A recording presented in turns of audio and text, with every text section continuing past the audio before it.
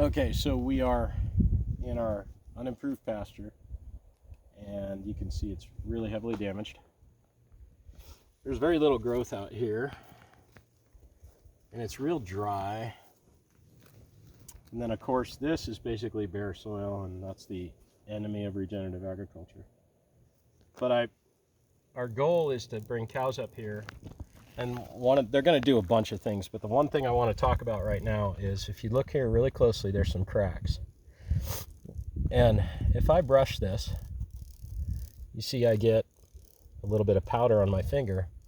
When the rain hits this, that powder will impact into these cracks just like that. So normally you'd think, oh, what we need is some water up here and we could get some rain, then it would seep into these cracks. It's actually not true. It's going to hit, and it's going to take this fine powder and pack into these cracks, and then the water won't infiltrate here.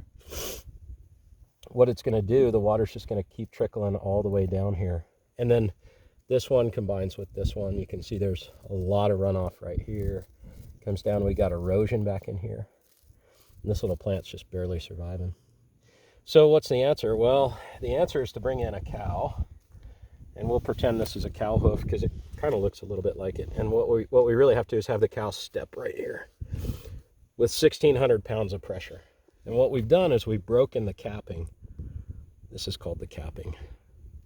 And so we broke through it, and what we have is a really soft, permeable area. And then when we get water, it'll pool here, and then it'll eventually soak in. That's the first thing the cows are going to do. This is called herd impact. They're going to come here and they're going to step and twist, and it'll look like this.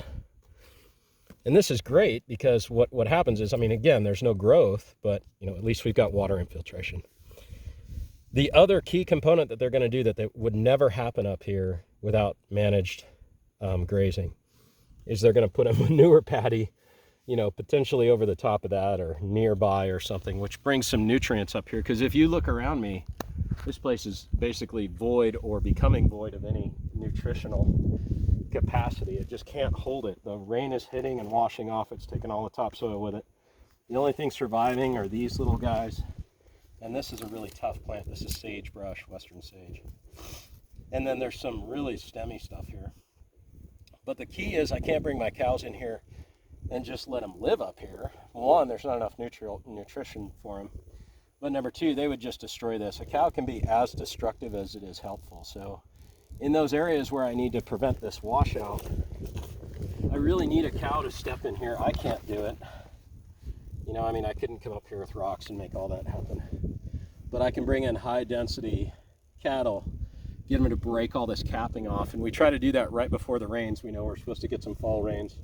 I know there's a drought, but it will rain eventually. So I want to bring the cows in, and you can see the terrain we're on. If you can pan out, look at this terrain behind me.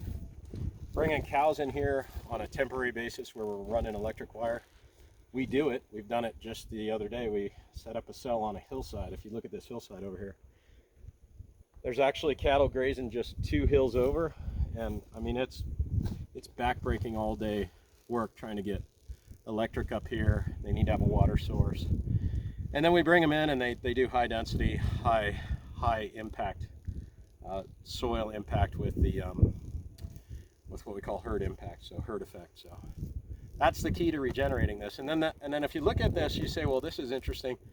What is this land good for? Well, basically cattle.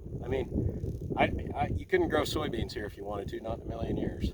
So we have all this extra space in the United States. We got tons of atmospheric carbon, and we're degrading and eroding at a rapid rate. So we have to have cattle on our hillsides. It's a sucky job trying to get them up here and run that fence up and down these hills, but it's got to be done.